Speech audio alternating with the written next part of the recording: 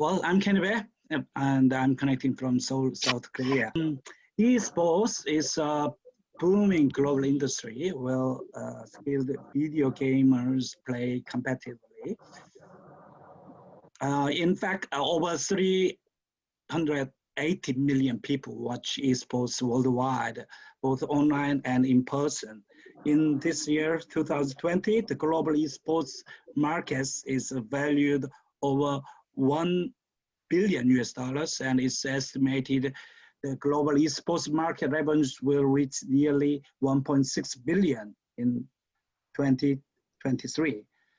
Well, the coronavirus pandemic has wiped out the professional sports games and associated revenues for TV networks, but esports is filling part of that void. In fact, the coronavirus lockdown have boosted user engagement in esports.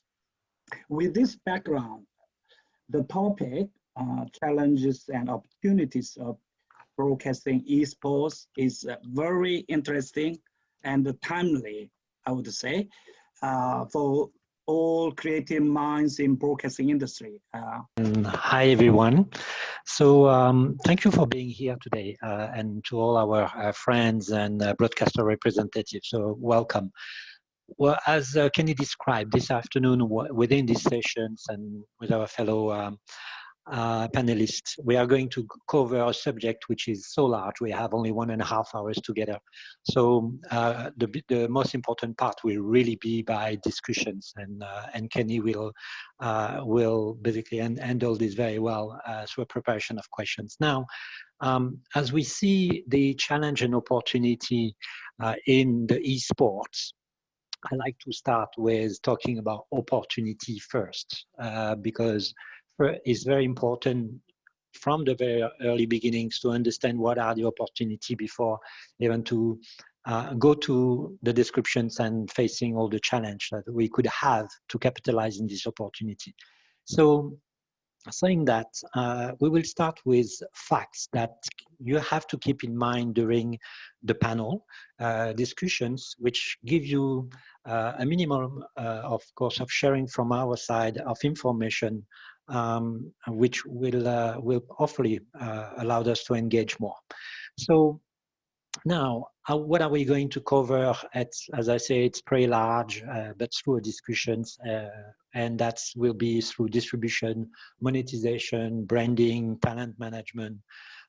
So my side and my perspective and my adds-on, and the reason why I'm here today, not being an esports player, is really bringing a perspective on understanding the opportunity business-wise for a broadcaster, and what are the challenge as well later on that any broadcaster will face in capturing those opportunity, and having the angle of technology. How can we all leverage technology to achieve perhaps a new model? So next. So I like to start my my quick sessions with these questions that we have to. I like you to keep in the background. So, is esport just an opportunity, or it starts the fundamental change in the future of television and entertainment? We see the industry shifting. We see the thread of the new type of consumptions and how technology accelerate that. So this created entire opportunity for broadcasters, and we're going to see how and why. So next. So to start with, with experience in OTT and working with some broadcasters, one key part, and which I try to simplify here through the very quick presentation, is what is the key elements. And the fundamentals start with the audience. So the audience today, if we're talking about broadcasters, we're talking about television. So where is the opportunity for television, where we look at the times of TV consumption is at the lowest, and it's decreasing with the population that are the gamers, and that's, we're talking about the youngest population. So capture an audience that is not TV first, and that's one first opportunity that will give esports to any broadcaster. So by leveraging, as I say, the audience passion for sports and games. Next. Esport today is, again, on the opportunity side, it's at the very, very early stage. If you compare what is and what represent in terms of business and transaction, the esport audience and the gaming audience, here you're looking at 495 million esport audience growing towards a market that has over 2.5 billion audience, so to be reached. So if you look at Fortnite, which one of the esport games that you're probably familiar with, or a game that you are familiar with, Fortnite alone, it's already 200 million subscribed user. What does it say? The markets is at the very, very early stage. So, and that's where at that very early stage, we all need to work together and think on how we are going to capture and participate into this market. Next. So, as I said just right now, the revenue of esport is, again, also like its audience at the very early stage. We're talking this year in media rights and partnership of $822 million US. So this is very small if you compare to the whole sport markets, which is a mature market of 471,000 million, so 471 billion US dollar. So that shows you as well the potentials, and when as the esport is growing as a market, the budgets and the spending that you see from traditional sport is going to shift and also be part of the opportunity. So next. Here, some very interesting fact to me personally is that the game category watched on esport by consumers are, as you see, 38% in multiplayer online battle arena, 37% sports simulation. So here, sports simulation being second, but in a sample. Here, a huge opportunity for every broadcaster who have already an experience in understanding sports and sport broadcasting. So sports simulation, we'll see later, and I'll try to explain and articulate why it's a great opportunity for all of us. Then the third position is Battle Royale, the shooter and the racing. So next. Continue on the fact that I like you to keep in mind. We are talking about esport with two factors, the platform factor and the device factor. And the platform still some opportunity, and the first one to capture that opportunity was Tencent. They are not on my list here. Yep, thank you. So we're talking about YouTube gaming with 85% for the broadcasting. So the largest consumption today on YouTube by traffic go to games and watching player playing games. So that represents something. Now, with also millions and in some case over 100 million fans following one player or player studio.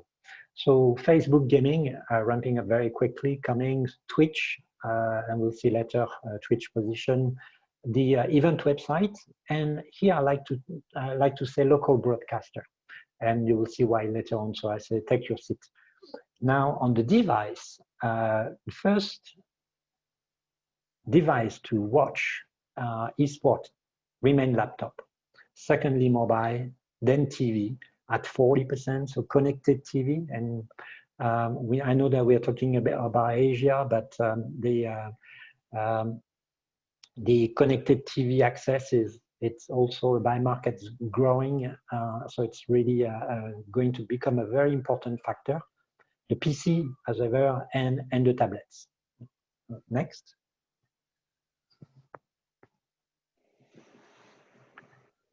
So the COVID make us realize basically that the audience is watching. Yes, people are at home and they're watching. But what was really the impact? So we have different research, we have multiple firms who are doing research and starting to publish for this 2020. And across different research, I came out to this conclusion of roughly, that is the esport consumption increased in average by 32%. So it's a very important number because it shows not only that people were at home and consuming a lot of TV, but they started to consume more in the esport. So it's a great benefit. Second point, and I don't know if some of you have seen this, but this is a validation from the traditional sport to esports. When we saw the Formula One that was not able to be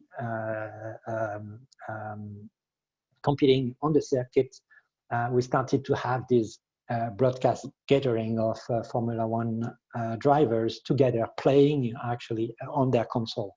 So it sent a signal. It sent a signal that the sportsmen are also gamers, and that signals is to me a very important, revealing the trend. So it's a very important validation. Now to improve the content monetization at some points, what we have seen as well in the context of COVID is that the unwillingness from the mass to pay. So, but at the same time, in certain sector and certain zone like Europe, we saw an increase in actually the willingness of payment. I will say Southeast Asia is radically different when you see that only 2% of the Southeast Asia populations is consuming subscription video. So you can make that parallel from esports to subscription video as a market size if you wish. So next.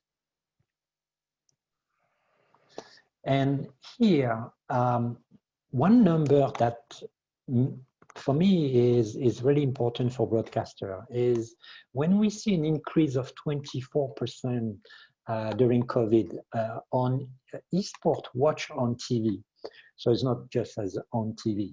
You have the device that connected that TV or the console, etc. But on TV versus the increase of 27%, very close, which is on PC, smartphone, and tablets. When you know that you have 2.5 billion smartphone connected that are the markets for and accessibility for esports versus the number of connected TV. I think even though we see on the internet as the score higher, and 24% on TV is very, very significant. So we see, and that will be a point that we're going to discuss later, is esports an experience that we want to have out of the sofa, in our sofa, the same way as we watch a movie. So 24% increase, it's an extremely great number. Okay, so next. So the points that we will also cover today, and that is very important for everyone to understand as a broadcaster, is that esport is IP protectable. So you can reach me later, I can share you documents on this and research, but IP protectable is critical to success and to the opportunity. Because in traditional sport, the sport itself doesn't belong to anyone, even the NFL, or for example, that is an association of leagues, of clubs regulated as well. But here in esports, the opportunity is that a league belongs to a corporation. And that's at local and international stage, considering that we are in a very early of the future of esports, it's a great opportunity. So I put a very quick line last night and saying, like, I was thinking myself, how will I feel if I was sitting down in London in 1992 at the first meeting to organize and place together the EPL. I would not have realized how much the EPL could have as a potential. I would not. So today in esports, I think we're all in the same position. We don't know what it could represent, but the number, the trends, and if we look at what is gaming, what is the access, what is the technology, and all this go together hand in hand, the potential is there and is to be captured. So next. Here, very quickly, it's just always a reminder to everyone. If we're talking about times, and because we are at the very early stage in esports, time is critical for any broadcaster who will wish to participate and gain that opportunity for one reason, and that reason is associated to technology. And you as a broadcaster, you know how to broadcast. You have the experience of production, distribution, broadcasting. You have all this experience. This experience can translate very much into esports, and we will see Stanley, who can share as well some of his experience into this. But how much time do we have? And here we don't really have the answer. The answer will be defined by how fast and how rapidly as it already starts. The esports is gaining ground. So too late, point of too late is a question that we all have to ask ourselves before we engage into going into esports, and if any broadcaster really want to invest into capturing that opportunity. Because as it's all powered by the technology, every technology are always up to date, always faster than operational. So you will have as a broadcaster the challenge that if you don't take this opportunity early enough, you won't be able to catch up. So it's time really essence. In my view, esport, and I will discuss over, it's going to be a great success and replacing the way we consume TV. So time is really as an essence. So next, if we talk about the opportunity, there is also the challenge. And I think, in my view, the challenge is how a broadcaster is going to capture this opportunity by setting up the right strategy. So thank you very much. And but firstly, I'd like to go to fundamentals. I think whatever we do with sports, it's unique by its own, because we must have a belonging. I always believe that the reason a person gets involved in sports, I believe, shouldn't be only about the business case. It shouldn't be only about the business side of it. It's good when it has that, because that's sustainability. That creates a career path, that creates parents allowing kids to go into that pathway of a career, than the professional careers of being a doctor, engineer. And today, esports is a career. It's a proper career. But firstly, when I get into the technical side of production, I come from having played the game professionally for close to about 10 years before I walked into the broadcast industry. I was a degree holder. I am a degree holder in business management. So for me, I was going into broadcast in the idea of becoming an analyst. But I fell in love with the technical side of it, the back end stuff, where what it is you put out on screen. What do you do before you put out things on screen? That was my fundamental background on how I got to the back end of production. The first bit of my presentation will be about the technicalities, which I think Hochat did say about me getting into that. Firstly, I think how esports relates to what I'm getting at is the 450 games that Malaysian League produced. Traditionally in Malaysia, we've always had about 6 games per match day. Per match day means it goes across the Saturday and Sunday on a weekend. And the biggest problem, even with the biggest broadcasters, I'm naming Astro, RTM, Media Prima in Malaysia, the bigger broadcasters, is they couldn't produce more than 2 games per match day. It was purely down to a costing reason. And when I came on board in 2018 at Malaysian Football League, a team and I, we were figuring out the challenges of how we're going to produce every single game that is being played at professional level. And the biggest challenge we faced was cost. Second was technology. How do you deliver games if you don't want to deliver it via satellite?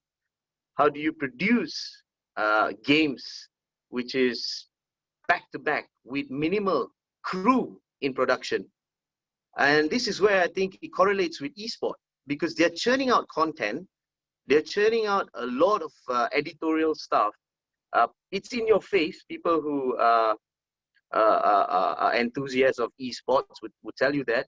But people who are not enthusiasts of esports started to realize, I think Hocha touched upon it, about the viewership, 495 million so far of people being engaged in esports out of probably a 2.5 billion market, which is not reached, untapped market. But that shows 495 million in this short space of time. It's purely because how esports have been able to churn out content. And for someone to be able to churn out content as much as the esports world is doing, it's got to go down to how they have designed to produce this content. Because if you go back to traditional producing, magazine shows where we used to watch in the 90s and then the late 2000s, it takes a lot of work. And then you got to deliver it via satellite, especially if it's a live program. Well, the design was changed completely. And for me, the technicalities of it was what changed the landscape of production for a long, long time to come. Firstly, I'll go into it. Example, when you deliver through satellite, you need to block space. It's costly. Obviously, we started producing it through live view. We also use this thing called Dejero. We have a transmitter, a receiver. For those of you who know the technical side of it, would be familiar with it. We also made sure that our production crew per game was down to 11 men. Traditionally, when I used to work on the broadcast side of it, with the traditional broadcasters, we had 45 crews per game. And now we went down to 11, producing the same standard, not sacrificing on the standard, but lowering the cost. That was the key to being able to produce that much of content. And I think esports kind of taught us that it is achievable. That's what the esports world has probably brushed off really well with the traditional sports. That will be the key part of a person who works at the back end to understand the technicalities of how esports is producing large amount of hours, large amount of content, and that's how they're creating engagement with the consumer and the users. My second part, I would go to my second part, which is, again, which I briefly touched upon, fundamentals. I think whatever you do with sport, you got to have belonging and fundamentals. So for me, the question I would like to ask a lot of esports enthusiasts, right up to the people who invest in it, the people who are running the back end of it, game developers, the ones who build the infrastructures around esport. Is there a real belonging now? Where's the belonging coming from? Because the key part here is, if there is belonging, I believe esport is here to stay. What makes traditional sport really strong is the emotional attachment of a fan, of a player, of a person who is a person who maybe was born in that city, or a person who was in love with this club because his father was supporting this club. This is where I think the next step of esports should be. You got to have emotional attachment towards a certain club. So you're talking about your Counter-Strike club, your Dota clubs. There needs to be a belonging, because I see that that's where I think maybe the next step needs to be built. Because traditional sports do win on that. When hands down, it wins on it because of how strong the belonging. It's been, I mean, it's, again, comparatively, you can't compare it. It's not fair. It's too new to be compared to the traditional sport. And for a person who's played the game, football, we all always will have that perception of it's never going to take on the traditional sport. But I think that perception is changing. We're not saying that it's gonna take on the traditional sport, but I think it's going to compete. I think the next step is about that emotional belonging. The third bit is, I think off air yesterday, me and Arnold had a chat in front of you guys. I think that is one of my key presentations here. How many people involved in esports turn up to be professional esports sportsmen, or end up becoming traditional sportsmen? Example, a player who's spending hours in front of FIFA online, playing FIFA, which I do as well. Not hours, but in the sense of that player who's 8 years old, 9 years old, playing with his friend, will that be a reason of him turning into a professional FIFA online player? Or two, if he doesn't make that, will he turn into a professional football player physically? So that's the next question, which I think many people are trying to get the survey done, to get the stats behind it, get the behaviors of the kids, of the people playing in these games, and then turning into, what do they turn into? Because I think the question where Hochat did really nicely was, he hasn't answered the question because he said there's a couple of us. So I'm going to touch upon it. I think I've written it down. What's the physical impact of a kid who's playing esports? I think it's a very good question. It's an incredible way of thinking of what the permutations would be. The tough bit of it is the numbers out there. I don't think the test sample is long enough, has been done in a way that you could say this is a stat that I can take and immediately say I can follow this stat, because I think the sport is still growing. The exponential growth of the sport is great, but still it is unclear because there is a lot of negativity around it. Parents are still very traditional. They still feel kids spending that many hours, despite the kid might be telling to the parent and saying, you know what, I might find a career in this. It makes a lot of money. But how many parents are actually saying, yeah, well done, keep on going? Or saying, no, you got to stop. You got to do your homework. You got to start making sure that your academic results is right out there. Because I believe it weighs on that more than otherwise the parents really being supportive, in comparison to a parent who's going down to a football field, seeing his kid playing really well and encouraging the kid. So this is where the battles of esport comes in. So the physical impact of it's still a tough one, because I believe to change a perception of parents who are in their 40s, in their 45s, in their 50s. I'm a parent myself. I've got 2 kids. I think a couple of you here have got your own kids. We are asking that questions to ourselves. What will happen if my own kids spend 5 hours in front of a screen, and perhaps he is one of the better players in the country in esports? Am I really going to support him or otherwise? I think these are the questions that are really interesting, as we see that the business side of esports is growing immensely. The engagement towards the crowd has been really good. There is so much of passion going around these days. I still believe the belonging part needs to be built. But it's exciting because for the first time, I think if you go back to Richard Scudamore, the English Premier League former CEO, he resigned end of last year. Maybe Anna might know him. He did say in 2010 that the English Premier League will be untouchable. That's what he said. The English Premier League will be untouchable.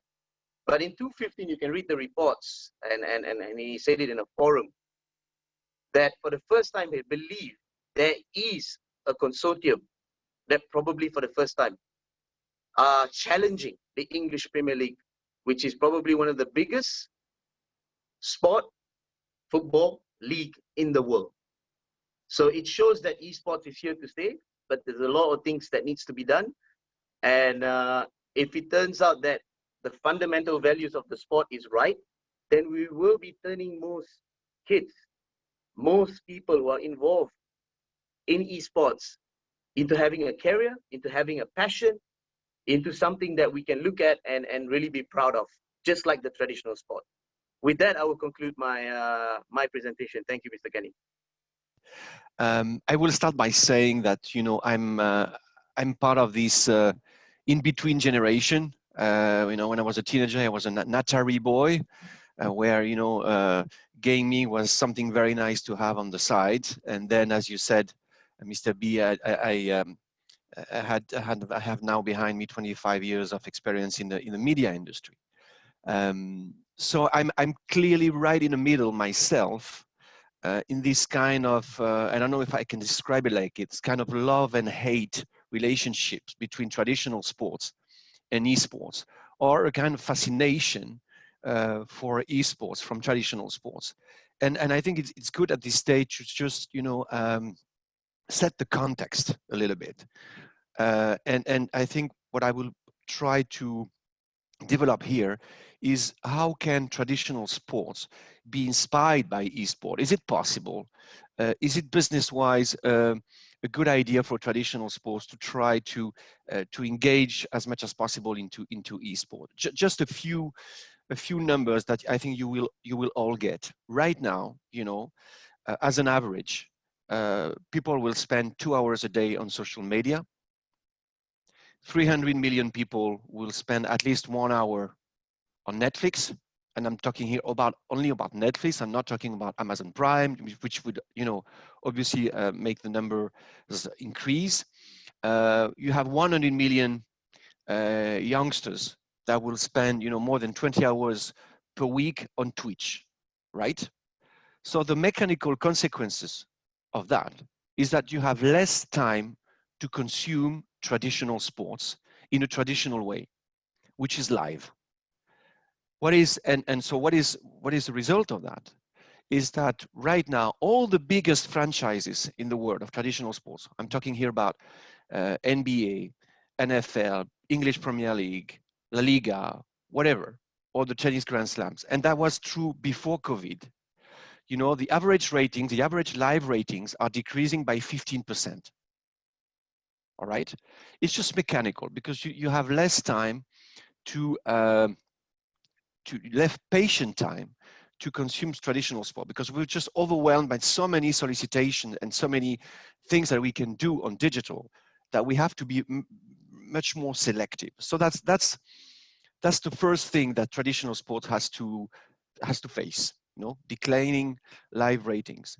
The other thing that is super important for traditional sports is the aging fans. I'm just taking the example of tennis. The average aged tennis fan today is 61 years old. It was 51 10 years ago. If tennis doesn't change anything, it will be 71 in 10 years' time. Another number, and thanks Stanley to mention this English Premier League, because English Premier League is probably at the top of the list of the most, you know, successful sport property in the last 2 or 3 decades. The average age of a spectator in English stadiums is now 45. It was 35 10 years ago. So it looks like the natural transmissions, and Stanley, you mentioned that, between, you know, grandfather, father, or mother, and son or grandson or daughter or granddaughter is not so evident now in traditional sports.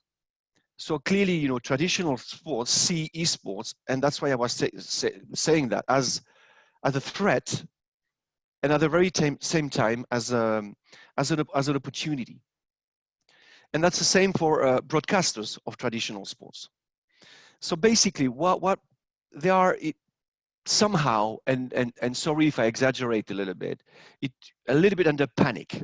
They say, wow, you know, traditional broadcasters are losing subscribers, and traditional sports disciplines are also facing, you know, some real difficulties to grab new fans. So they say, okay, maybe esports is the answer, right? So the first reflex for traditional broadcaster from time to time will be, okay, I'm going to broadcast some esports competition. Because you have a lot of, esports tick a lot of boxes. It's competition.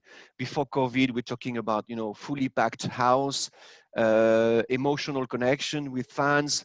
I mean, basically all the assets of traditional sports.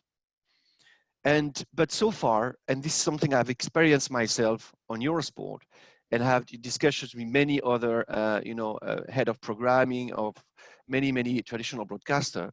When they do broadcast esports on the traditional way, I'm meaning here, live broadcast on linear, for instance, on linear sports channel, most of the time, the ratings are very deceptive, because this is not the way, and this is not where you want to consume esport. So, for traditional broadcaster, it's not as simple to say, all right, guys, I'm struggling with traditional sports sometimes with ratings. Because of COVID, I don't have, any content, as much content available as before. So I've got a solution. I'm going to put some esports. Not as simple as that. And for sports federations and sport organizations in general, they also want to understand how they can grab new fun through esport. And then comes a point that Stanley raised very well. And I had this conversation with NBA, leaders. How much do you have some, concrete numbers about the transformation rate between, NBA 2K fans becoming either NBA fans or NBA players, not only, elite players, but also, grassroots players? And they don't have the answer. Today, it's very difficult, and I'm very happy if someone can feed us on that, to understand if esport gaming is really a way for traditional sports to engage new fans. Honestly, right now, I'm not so sure. It's not because, you have, if you are a record company, for instance, and you have, some rock fans, it's not because you're going to produce some rap that you're going to transform rap fans into rock music fans. It's not as simple as that. So this is really the question mark that I think has to be raised. So that said, what can be done for traditional sport or traditional broadcaster still to be inspired by esport? And this is where I'm coming to something I'm working with existing federations or leagues, or emerging and rising properties. You just mentioned, Kenny, and thanks for that, Ultimate Tennis Showdown, or our international swimming league. In fact, what we can see is that you have some recipes in esport in terms of fan engagement are super important. Intensity, it has to be immersive, it has to be interactive, and it has to be, as much as possible, unpredictable. And this is really something that traditional sport is starting to integrate. That is to say, you have to re-challenge the format. You have to re-challenge the storytelling. You have sometimes to re-challenge the rules. And because if you look at it, and I'm taking the tennis example. Tennis can be long. Tennis can be very predictable. Tennis is not so much immersive. And so it's a lot of handicaps. So how can you change that? And something with this Ultimate Tennis Showdown that we have produced is that we're talking here now about 4 quarters of 10 minutes. So it's a 1 hour match maximum. So it's very immersive. You can have interactions between commentators and players at a changeover. You can hear the conversations between the coach and the players. It's very unpredictable now, because you can activate in sports, you can activate some cards to change the rules. For instance, if you activate the winner can 3, if you make a winner the next point, you want to have 1 point, but 3 points. All these sort of things that makes the narrative much more appealing. And I strongly believe in that. I strongly believe that traditional sport can be inspired by esports to reinvent and regenerate his storytelling, should it be live or non-live, instead of trying only to tick the esports box, hoping that esports fans will become traditional sports fans.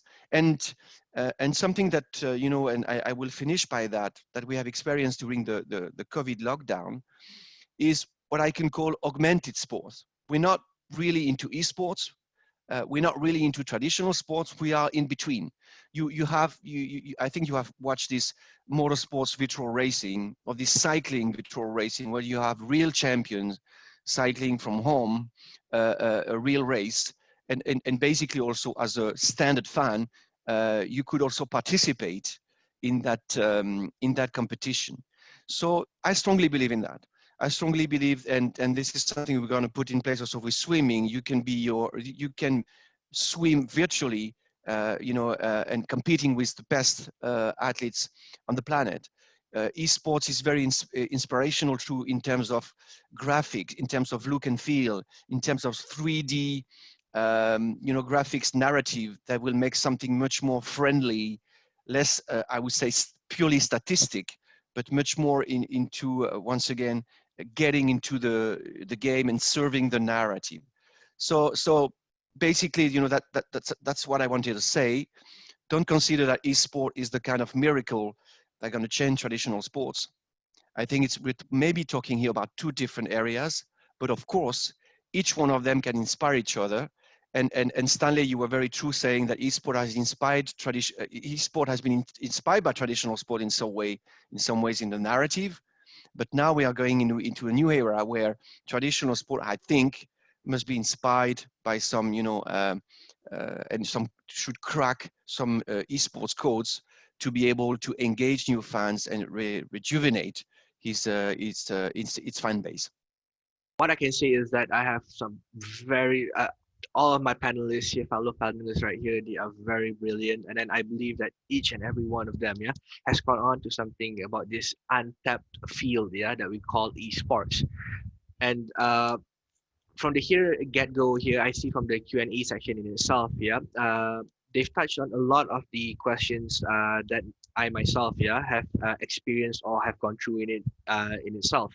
So while my colleagues here have already touched on the business aspect and the prospects of it, I'll try to link in on the talents itself and how it can be linked into the broadcasting challenges that we see today. So when we talk about the talents in itself in esports, ladies and gentlemen, we are talking about the youth in itself. So who are the players playing in itself?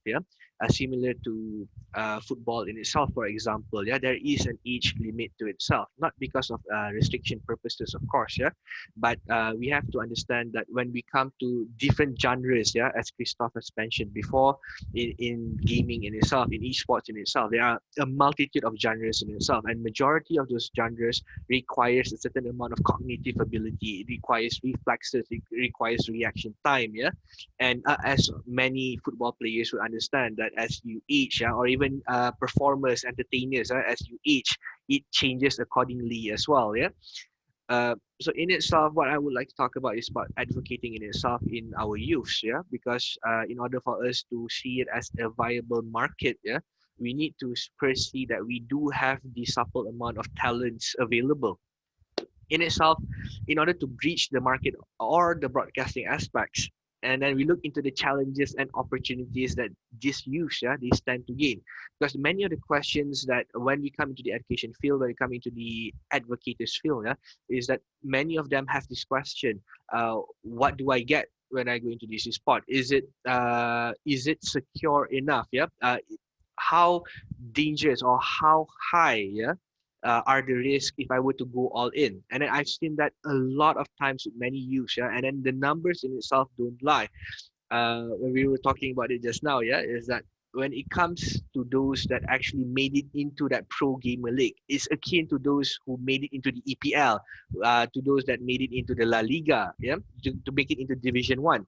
How many of those numbers, the statistics matters, because we have to ensure that when it comes down to it, are you actually earning your salary when it comes into diving into this world we call esports, and how much can you make? Many do not know. Like, for example, one of the biggest companies, when it comes to esports in itself or online gaming, Riot Games has reported last year in itself, Division 1 players in esports field, earn an average salary of 320,000 USD. per annum, and that's quite a lot. For me in itself, I see that number in North America, in Europe, that might be a normal simple number. But what about here in Malaysia? What about here in the Southeast Asia region? It differs by region, yeah. And in itself, in Malaysia, the so-called pro gamer status, you'll be lucky if you earn about 2,000 ringgit per month. Yeah, and that's roughly around 500 USD, 400 USD per month. And thinking about the whole living cost of living that you have here in Malaysia, is it enough actually to sustain yourself? So what are your fallback plans? And these youths, they have this constant issue with that. Yeah, it is an all around tallying battle. Um, but in itself, I always say, yeah, or rather that we should always engage, or rather we should always advocate for them to pursue their dreams in that stance. Similarly in itself. So why do we aim for youth? Now this is the marketability section right here, yeah, or rather the opportunity as we speak. Uh, Arnold actually spoke about the age demographic, yeah, when it comes to football fan just now, and then that is very true. When it comes down to it right now, it is a different segment in itself, yeah, esports and sports, and then sometimes we can be mistaken that they have the same fan pool, so to speak, the same audience pool, but it's not. 10 years ago, 12 years ago, you can say that in esports in itself, you have a niche following, you have a niche spectator, you have a niche audience level, yeah, that only certain people who knows what's going on, what games are they playing, and then now you can't really say that. You have roughly 45 to 100 million viewers when it comes to esports, and that's a huge number in comparison to 10 years ago. We're looking at an untapped mine right here, yeah, and then but then the broadcasting segment matters as well, the platform matters as well, and then what the audience are looking for, the interactiveness, yeah, all of this comes into it. It's not as easy as it seems, yeah, when you want to transport or you want to locate esports, yeah, from the new media area into traditional media. You're talking about putting a whole video game segment, yeah, I'm just calling it as it is, the whole video game online segment into as it is, and then you are trying to put it into the minds, into the imaginations of say a radio listener or even into a television viewer, yeah, where you don't have that interactiveness that new media has.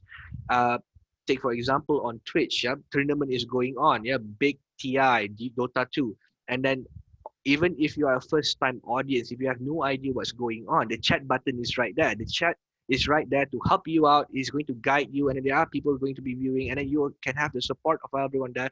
And that is something that unfortunately at the moment, yeah, traditional media does not have. And then I've seen a lot, and then I am very happy to see, yeah, that even for Astro, for example, they have the EGG network. They have a dedicated channel specifically for esports, and I was very happy when I looked at it, when I saw it. But then the trouble comes in it as well, yeah, when for example a certain age demographic, like my parents' age demographic, yeah, they were flipping through the channel and then they were looking at this EGG network, and then they were just looking at those people playing video games. You have the commentators, of course, but then is that enough? Is that enough to actually grasp a new demographic for viewership? Yeah. So in that sense, this is where youths come in. Yeah. I mean, I had to spend 1 hour, 30 minutes, that's equal to the whole tournament in itself, to actually explain to my parents, yeah, what's going on. And in itself, I don't mind, yeah, because it's something that we enjoy. So youth in itself, yeah, they are the prime audience segment here, that from as far as I can see, because you're talking about 10 years later, you want to put esports into the traditional media sense. You want them to be, because they are your main viewership, yeah, ladies and gentlemen. 10 years time, 20 years time, the generation that you have here from the age group of 14 to 30 years old, yeah, and then in 10 years time, the 30 years old are going to be 40, and then they're going to be 50 in 20 years time, but they will still know what's going on, yeah, because they are the viewerships of now. Yeah. So in that sense, it's not about dedicating a certain amount of viewership specifically for that demographic, yeah, but it is for us to understand, yeah, that there are certain areas that where we can improve upon in order for you to make it for all ages and of course for all demographics. Yeah? Similar to how we can have in traditional sports right now. Yep, it's very easy to get into. It's very easy to be a fan of someone. It's very easy to fall in love with a certain sport just by watching it first. Yeah? And then that is the same effect that esports have today. Yeah, you can watch it. And like Stanley has mentioned just now, yeah, the thing that football has that has always been a very sentimental value, yeah, is that you have your own club belonging, correct? The sense of belonging that you have with the different clubs that you have. That is what esports are doing right now. This is what they're doing now. Different organizers have bought different teams. They have different names, and then you have those household names for use. Yeah, you have Cloud9, you have Team Secret, you have Orange Esports. Now these names are now akin in the similar sense of how football teams are to this use. Yeah, and you will be surprised to ask those in Malaysia's middle school, yeah, that they know more about esports teams, yeah, rather than football teams. I was very surprised in itself when it comes to my nephews, yeah, they were talking about all these teams, and I said, oh, you're talking about football teams, yeah, so yeah, so are you following the family lineage of supporting Chelsea? Then they're looking at me funny, and then they say, you know, Uncle Amar, no, but you know, do you know Team Solo Mid? Yeah, we're talking about that esports. Yeah, they're playing in Valorant, they're playing in Counter Strike, they're playing in League of Legends, in Dota. Then I was like, whoa, suddenly I feel old. Yeah, but in itself, what we want to have is that integrated feeling. Yeah, that esports. Yeah, is that sure we do have to focus on the youth aspect that, but in itself, yeah, we have to ensure that we are not leaving anyone behind. Now that is the sense of danger that the age demographic gets as well. Yeah, to those above the age of 35 and above, they feel that there is a danger of being left out, and then the sense of ridiculity in it of supporting this augmented video game sessions. Yeah, because again, perception matters, and when it comes to perception, yeah, it would be completely fine for you to go and entertain your kids playing football on the field, yeah, like actual physical football on the field.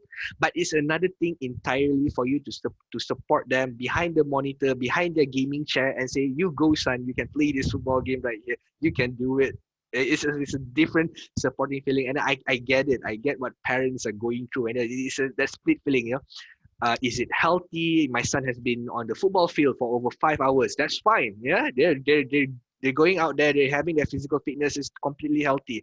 But as opposed to staying on the chair 5 hours, looking at the monitor and playing FIFA online. I mean, is that healthy? Are there going to be any psychological impact? Is there going to be any health side effects? So all of these things comes into play as well.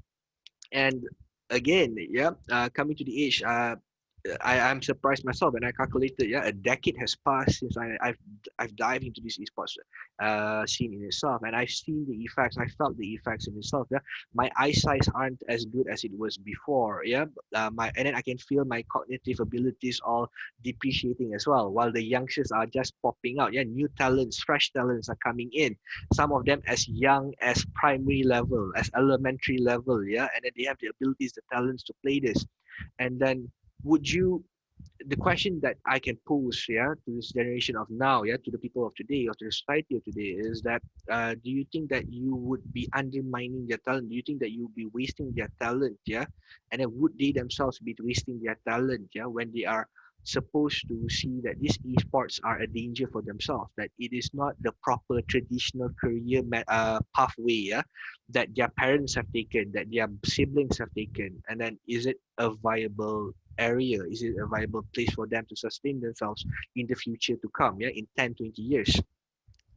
And then looking at it today as well, yeah, the thing about it is that for me to summarize is that when it comes to marketing and broadcasting aspects as well as youth engagement into it, yeah, talent engagement or talent encouragement itself, right now would be the best time. Why?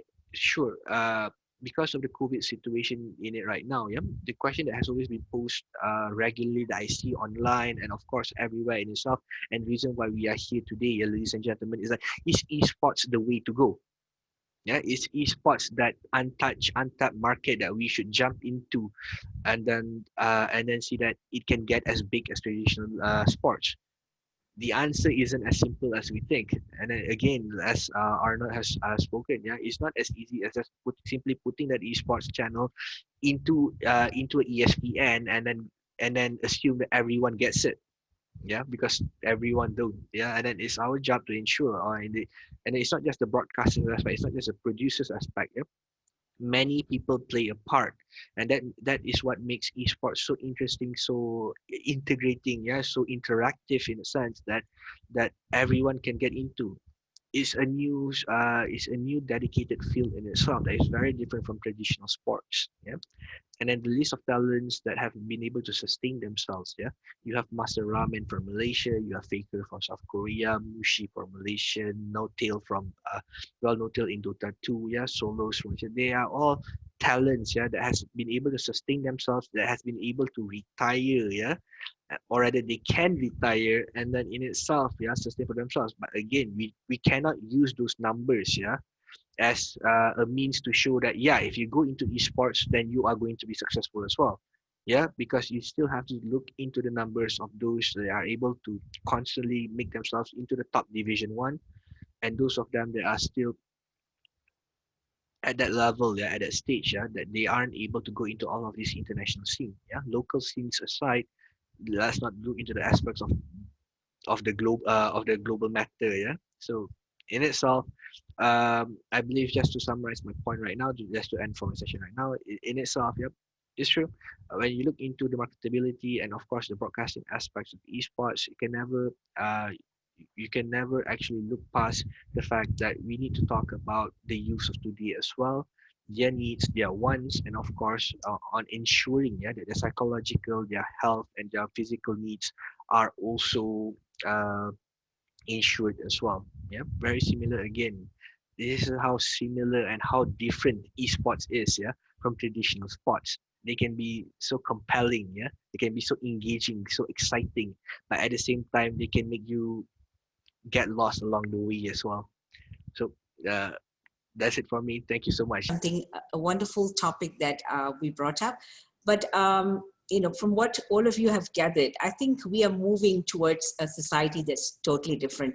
I think esports is actually giving you a total interactive multimedia experience, and I think that's what is very attractive, right? And as long as all of us are hooked onto the mobile phone, which we are constantly using, doing a lot of stuff, I think esports is something which is not new, but it's going to go on and probably be a lot more. And I'm sure that esports will definitely be a thing of the future.